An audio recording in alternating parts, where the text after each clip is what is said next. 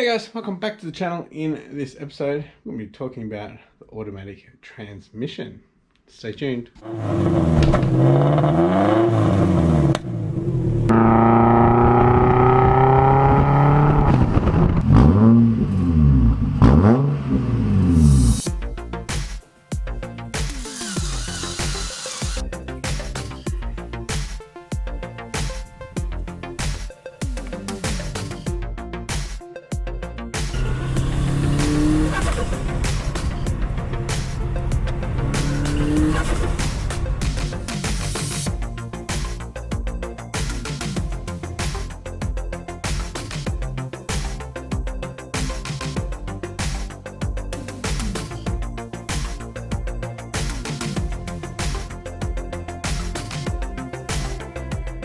Thanks for tuning in, guys. If you haven't yet, please hit that subscribe button and the post notification bell to stay up to date with this build.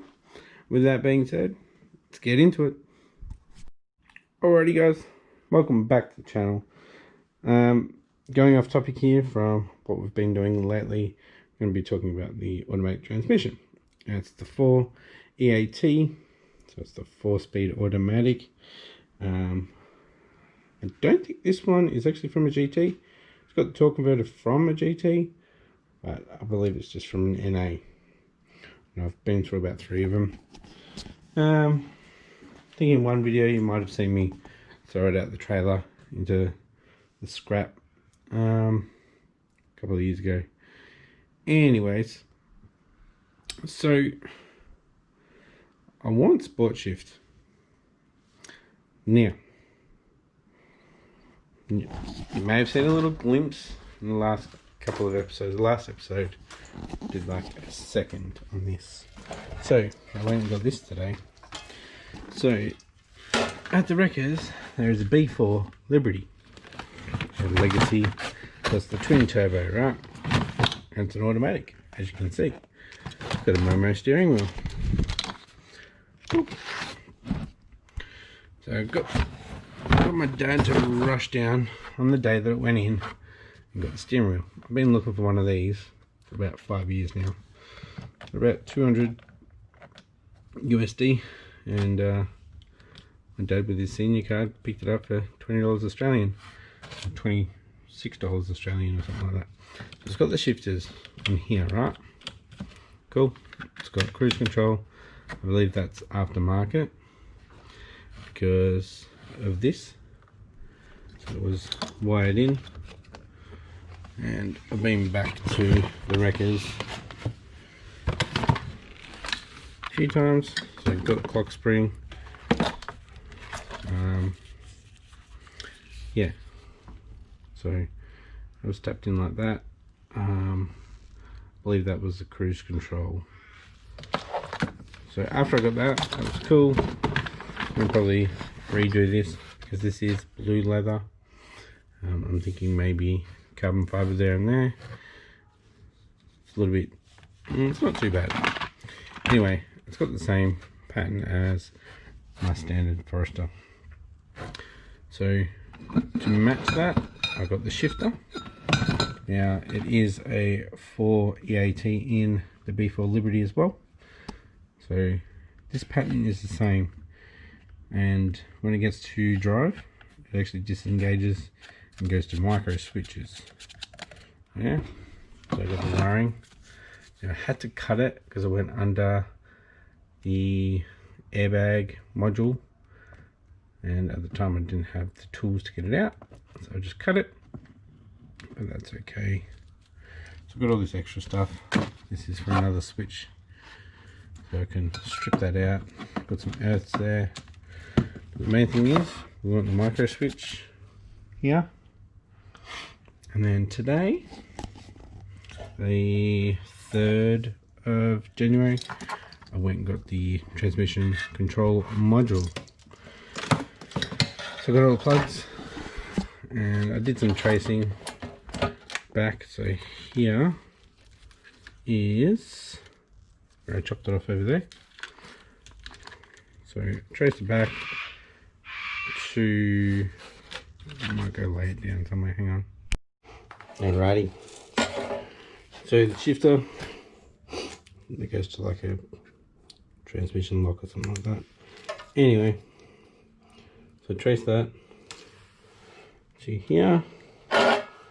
So this one here goes into the back of the steering wheel, and I believe the blue and the purple wires are actually the shifters, because that goes down into here as well. So you got the blue and the purple there. So that was actually connected, and that goes into the back of the steering wheel. I traced these up as high as I could go, and there are a couple of connectors, blank connectors. So I got them with it, one up as well, and they joined together. So I went up as high as I could. Yeah, sorry if anybody else wants this from that particular vehicle, but I got it first. Anyways, I got this because I believe it needs it. Correct me if I'm wrong, guys. I'm not sure if I need the B4's actual transmission though, because it is still for EAT. This pattern looks the same, except for when it goes to micro switches in the sport shift, and I believe once it goes over to there, it will enable the switches on the steering wheel as well. I've got all that, so what I really need to do is find the pinouts for the 2001 GT Forester from Australia for that transmission control module, and the B4 pinout as well, and see what's different. They all match up except for like these two. Then can I just add these two onto the Forester one and plug these in? I guess I could. Might be some other wiring that I'll need. So if you do know, that'd be great if you could comment down below. And really, that would really help me out. I am expecting, you know, this to take a good couple of months to do. More just like the wiring part of it. I can put this in, I can put the steering wheel on. It just won't be functional in the sports part, because I believe the throw is the same from park to first. I will measure everything, but not today. This might be different where the cable goes on and mounting, but we'll figure that out. Yeah, I don't need to rush getting this back onto the road anymore. We are taking another vehicle to the airport for our holidays in a couple of weeks, so I don't need to rush. Plus I found a supply joint for my stainless steel, and they aren't open until the 11th of January anyway, so it's all good. I am getting some 2mm thick sheets, so I might as well just get enough and do the 3 how they should be done. So there we go. Got the steering wheel, got the shifter, got the computer for it, and this plug goes into this plug. I did find that a little bit hard to get because, well, to figure it out, because my dad did go pick up the steering wheel, so I didn't see where all that wiring was. And by the time I got there, somebody already ripped the interior out and some of the panels, so I was guessing a little bit, but came through, it was alright.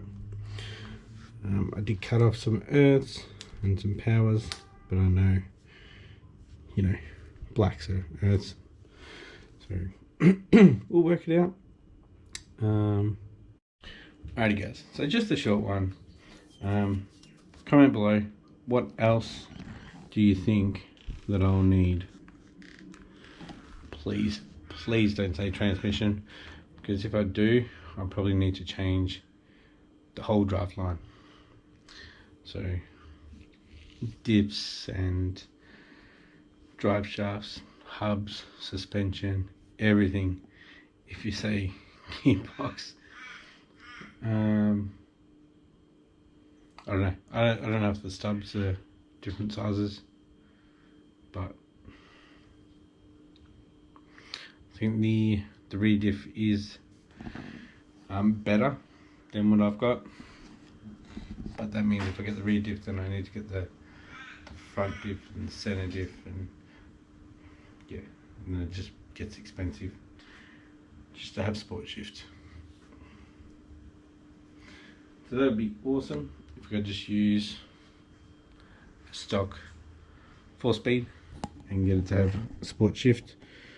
I've now seen a couple of people go from the little zigzag auto to the straight auto like what I've got in mind, but I'm going to sport shift, so hopefully it works out. If you like this episode, give it a thumbs up, and if you haven't yet, please hit that subscribe button, and I'll catch you next episode.